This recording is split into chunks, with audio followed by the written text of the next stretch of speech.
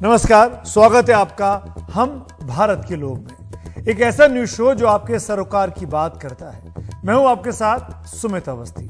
आपके सुख दुख की चिंता करता है ये शो और हम वो खबरें लेकर आते हैं जो आपको प्रसन्न, सफल और स्वस्थ बनाए रखने में मदद कर सकती हैं। आज भी हम आपके सेहत से जुड़ी बहुत बड़ी और अहम खबर लेकर आए हैं। सबसे पहले इस शो की हेडलाइंस ही आपको बता देते हैं। पहली खबर है, प्रदूषण से दवाएं बेअसर। लॉन्सेट की रिपोर्ट ने कहा कि PM 2.5 बढ़ने से घटता है एंटीबायोटिक का असर। दूसरी बड़ी खबर भी आपके लिए खास काम की है, टमाटर डायन खाए जाते हैं। टमाटर के बढ़ते दामों में खाने की थाली के दाम बढ़ा दिए हैं। क्रिसिल की रिपोर्ट ने कहा 1 महीने में 34% महंगी हुई है वेज थाली। और मध्य प्रदेश में 2 नाबालिकाओं के साथ गैंगरेप हुआ है, 5 लोग गिरफ्तार किए गए हैं। कब थमेगी ये दरिंदगी? इन खबरों पर हम बारी बारी से बात करेंगे, लेकिन सबसे पहले बात सबसे बड़ी और अहम खबर की। आपको भी सर्दी जुकाम तो हुआ ही होगा, आपके डॉक्टर ने आपको कोई एंटीबायोटिक दवा भी दी होगी, आपने दवा खाई भी होगी और कई बार ये लगा होगा कि दवा खाकर भी कुछ फायदा नहीं हो रहा, या फिर जिस दवा खाकर आप 3 दिन की डोज में पहले ठीक हो जाया करते थे वो दवा अब 5-5, 6-6 दिनों तक खानी पड़ रही है। क्यों ऐसा होता है, कभी सोचा है आपने? और जब आप सोचते भी होंगे तो यही लगता होगा कि शायद आपके हाथ में नकली दवा लग गई है, फर्जी दवाएं बहुत मिल रही हैं। लेकिन अब एक और नई वजह पता चली है कि क्यों दवा आप पर असर नहीं करती है, और वो ये है कि आपकी दवा आपकी सेहत पर असर इसलिए नहीं डालती क्योंकि आपके शहर की आबो हवा खराब है, प्रदूषित है। मैं मजाक नहीं कर रहा हूं, यह सीरियस स्टडी है। दुनिया की सबसे प्रतिष्ठित मेडिकल पत्रिका लैंसेट में जो ताजा आंकड़े आए हैं वो बहुत परेशान करने वाले हैं। आपको सबसे पहले इन आंकड़ों पर बारी बारी से नजर डालते हैं। प्रदूषण पर लैंसेट की जो रिपोर्ट आई है वो क्या कहती है? PM 2.5 का सेहत पर सीधा असर होता है। एंटीबायोटिक का असर ये प्रदूषण कम कर देता है, यानी एंटीबायोटिक दवाइयां जो आप खाते हैं उसका असर शरीर पर कम हो जाता है। किस रेशो में कम होता है वो भी देखिए। PM 2.5 अगर 1% बढ़ता है तो एंटीबायोटिक की प्रतिरोधक 0.5 से 1.9% तक घट जाती है, यानी जो इम्यूनिटी लगातार घटती है अगर वो PM 2.5 बढ़ता है। भारत और चीन, जहां पर बहुत ज्यादा संख्या में वायु प्रदूषण है, ऐसे देशों में यह वजह मौत का भी कारण बन रही है। जो आबोहवा खराब हो रही है, एंटीबायोटिक असर नहीं करती है और कुछ लोगों की जान तक चली जाती है, खासकर वो जो सीनियर सिटीजन्स हैं जिनके इम्यूनिटी लेवल्स कम हो चुके हैं। लैंसेट के आंकड़े इसलिए भी हमको परेशान करते हैं क्योंकि हम सब ने कई बार महसूस किया है कि हवा खराब होने के कारण सांस लेने में दिक्कत होती है, दम भी घुटता सा है।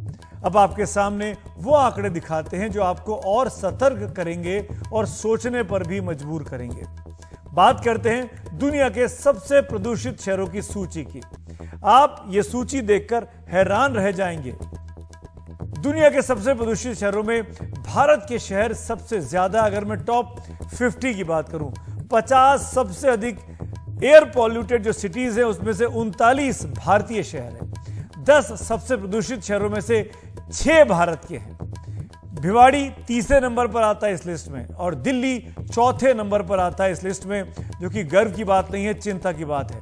बिहार का दरभंगा छठा स्थान रखता है इस लिस्ट में, असोपुर 7वें नंबर पर है और नई दिल्ली का 9वां स्थान, यानी दिल्ली के अंदर जो नई दिल्ली है जिसको लुटियन कहा जाता है, जहां पे पार्लियामेंट है, जहां पर एम्स है, जहां पर सुप्रीम कोर्ट है, वो तमाम प्रतिष्ठित जगह जहां पर प्रधानमंत्री रहते हैं, दिल्ली के मुख्यमंत्री रहते हैं, वो नई दिल्ली का इलाका भी इस पूरी रिपोर्ट में 9वें स्थान पर दुनिया भर में सबसे प्रदूषित जगहों पर माना जाता है। पटना का नंबर 10वें नंबर पर आता है। यानी आप देख सकते हैं कि प्रदूषण की वजह से किस हद तक परेशानियों का सामना करना पड़ता है। हमने जानने की कोशिश की लैंसेट की इस रिपोर्ट से क्या क्या सीखने की जरूरत है, कैसे सतर्क रह सकते हैं और खासकर कौन से पेशेंट्स को ज्यादा अपनी सेहत का ध्यान रखना चाहिए। दिल्ली के मशहूर डॉक्टर हैं, मेदांता में काम करते हैं, डॉक्टर अरविंद कुमार, आपने खूब इनको देखा होगा कोरोना के समय में, उनसे हमने बात की और उन्होंने हमको क्या बताया, आइए देखते हैं। विश्व के 116 देशों में एक स्टडी हुई कि जहां जहां PM 2.5 का लेवल ज्यादा है वहां वहां एंटीबायोटिक रेजिस्टेंस का इंसिडेंस भी ज्यादा है। तो हमारे लंग्स अफेक्ट होते हैं, हमारे बाकी अंग अफेक्ट होते हैं, डायबिटीज, ओबेसिटी, ये सब चीजें तो लिंक्ड थी ही वायु प्रदूषण से। हम बीमार हो जाएं, अस्पताल जाएं और अस्पताल में हमें ट्रीट करने के लिए जो एंटीबायोटिक दी जाएं उनका भी हमारे ऊपर असर नहीं हो, तो एक तरफ PM 2.5 हमें बीमारी कॉज कर रहा है और दूसरी तरफ बीमारी के लिए दी जाने वाली एंटीबायोटिक्स को वो एकदम इनइफेक्टिव बना रहा है। मशहूर डॉक्टर है, वो खुद कह रहे हैं कि एंटीबायोटिक का असर कम कर देता है। हमने आपको लैंसेट की रिपोर्ट के हवाले से आंकड़े दिखा दिए, परेशानी बता दी, डॉक्टर की बात सुना दी, दुनिया भर में वायु प्रदूषण में भारत के शहरों की क्या स्थिति है वो सब आपको दिखा दी। अब आपको वो तरीके बताते हैं कि इस परेशानी से बचने के लिए हम खुद और हमारी सरकार क्या क्या कर सकती है, क्योंकि इस परेशानी से बचने के लिए हम सबको मिलकर प्रयास करना होगा, एक एक शख्स को, एक एक इंडिविजुअल को काम करना होगा। तो कैसे निपटें, हम क्या कर सकते हैं, बारी बारी से ग्राफिक्स के जरिए समझिए इस चीज को। N95 मास्क को पहनकर रखें, इससे आप काफी हद तक प्रदूषण से बच पाएंगे। जरूरत पड़ने पर ही बाहर निकले, खुले में जाएं, क्योंकि ये बहुत इंपॉर्टेंट है। बाहर प्रदूषण का विपरीत असर आपके लंग्स पर पड़ता है, फेफड़ों पर पड़ता है। बाहरी गतिविधियां जितना कम करेंगे उतना बेहतर है। हालांकि ये बात बहुत ही औपचारिक तौर पर कहने की, लेकिन काम करने तो बाहर निकलना पड़ता है। इसीलिए कई बार आप देखते हैं कि सांस की तकलीफ हो जाती है। ऐसे में डॉक्टरों का परामर्श जरूर लें, उनको जरूर दिखाएं।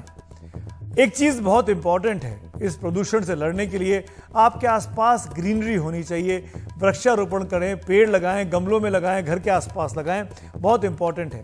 और एक चीज और, अगर आपके आसपास कोई निर्माण हो रहा है या आप खुद कहीं निर्माण करा रहे हैं अपने घर का, अपना घर बनवा रहे हैं, तो इस बात को इंश्योर करें, पक्का करें कि वक्त की धूल कम से कम उठे। ये बात पक्का करना बहुत जरूरी है कि धूल कम से कम उठनी चाहिए।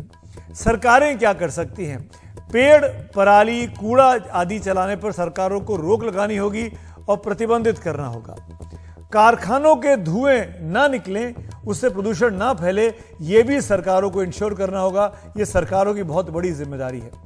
बड़े पैमाने पर सरकारों को चाहिए, प्रशासकों को चाहिए कि वो शहरों में, शहर में बड़े पैमाने पर वृक्षारोपण जरूर कराएं।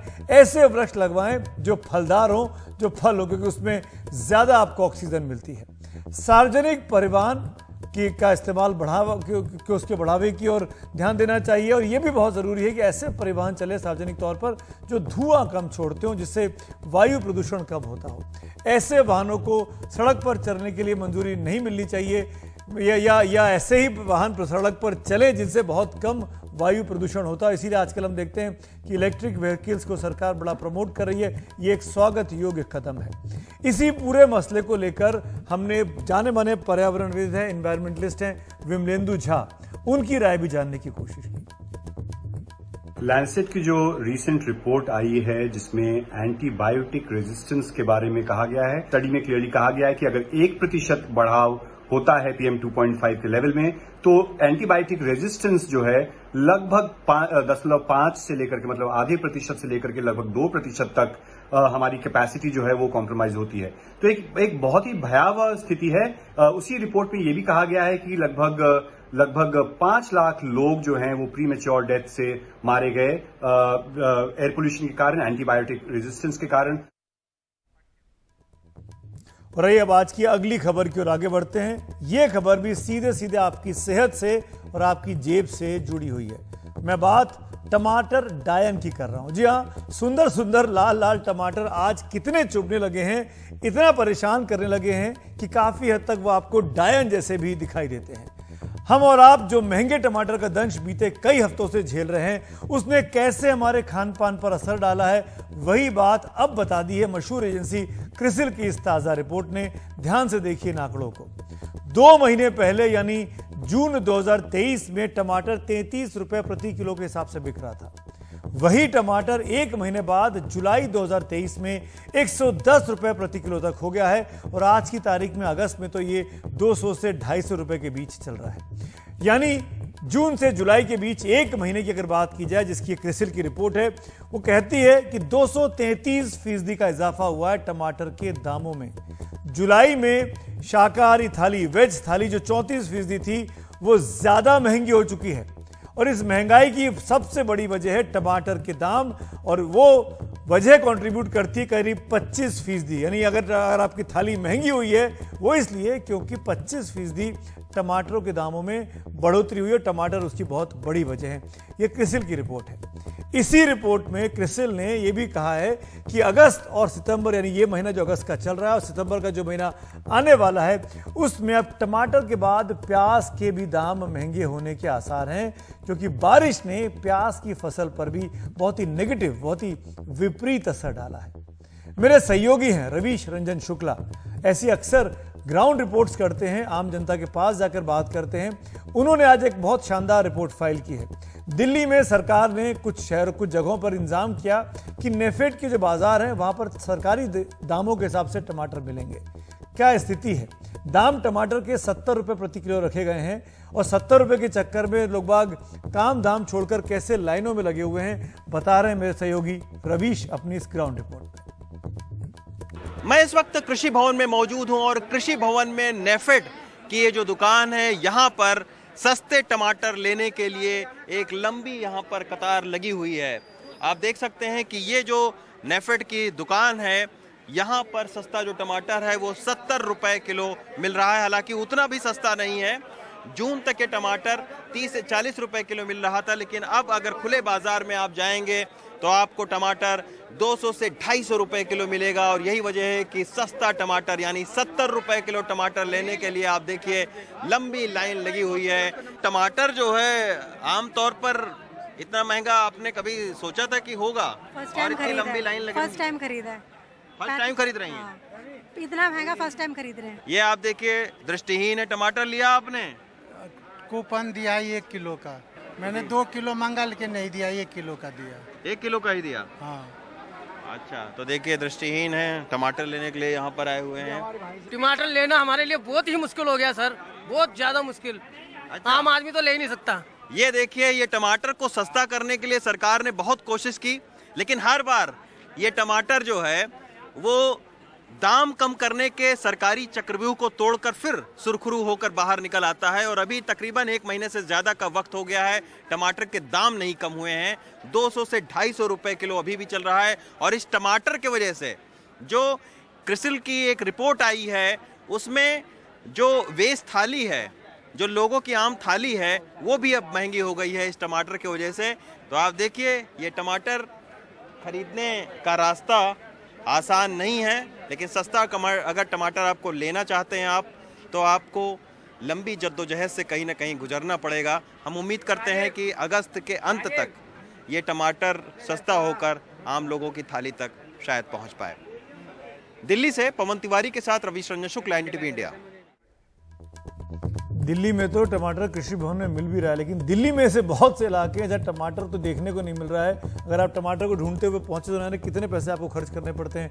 250 से 300 रुपए किलो तक टमाटर के दाम हो चुके हैं। अब एक और बड़ी खबर, आए दिन देश भर से दरिंदगी की खबरें आती रहती हैं और ये सोचने पर मजबूर कर देती हैं कि एक समाज के तौर पर आखिरकार हमें हो क्या गया है। क्या लोगों की इंसानियत मर गई है? और सबसे बड़ी बात, क्या कानून का डर खत्म होता जा रहा है? ताजा घटना मध्य प्रदेश के रीवा जिले की है। मध्य प्रदेश के रीवा जिले की, जहां पर 2 नाबालिग लड़कियों से सामूहिक बलात्कार के आरोप में 5 लोगों को गिरफ्तार किया गया है। यह दरिंदगी की दास्तान बहुत ही खतरनाक है। आपको बता दें, 7 लोगों के खिलाफ मामला दर्ज हुआ है। ये दोनों बहनें थी, नाबालिग थी। इनके साथ गैंगरेप हुआ और फिर इनका वीडियो बनाया गया और वीडियो को सोशल मीडिया पर वायरल भी कर दिया गया।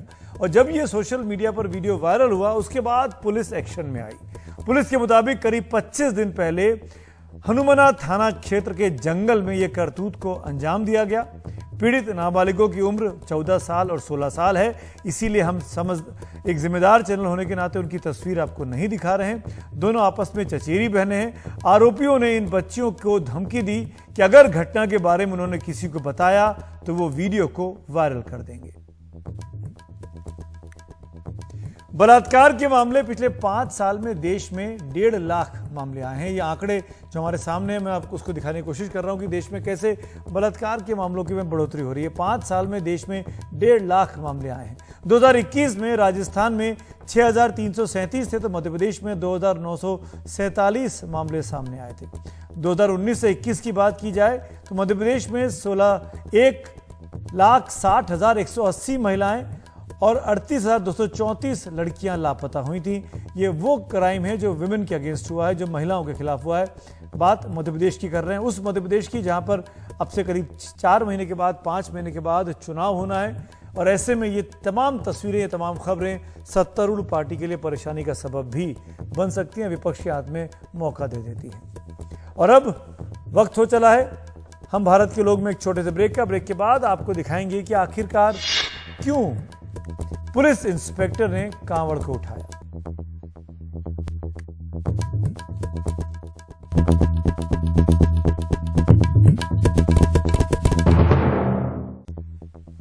और अब बात करेंगे वीडियो ऑफ द डे की। एक अक्सर पुलिस वालों पर इल्जाम लगता है कि उनका दिल नहीं होता, लेकिन यह खबर दिखाएगी कि पुलिस वाले एक बेहतर इंसान भी होते हैं। कांवड़ यात्रा में आपने कांवड़िए तो बहुत देखे होंगे। अब आपको एक ऐसे पुलिस इंस्पेक्टर से मिलवाते हैं जिन्होंने कांवड़िए की सेवा की। दरअसल इंस्पेक्टर साहब ड्यूटी पर थे और उन्होंने देखा कि कांवड़ लेकर पिता पुत्र की एक जोड़ी जा रही है जो कि बहुत थके हुए हैं, कांवड़ को नहीं उठा पा रहे हैं। फिर क्या था, तोमर साहब जिनका नाम है, उन्होंने अपनी गाड़ी में पिता पुत्र को बिठाया और उनका कांवड़ अपने कंधे पर ले लिया और चल पड़े।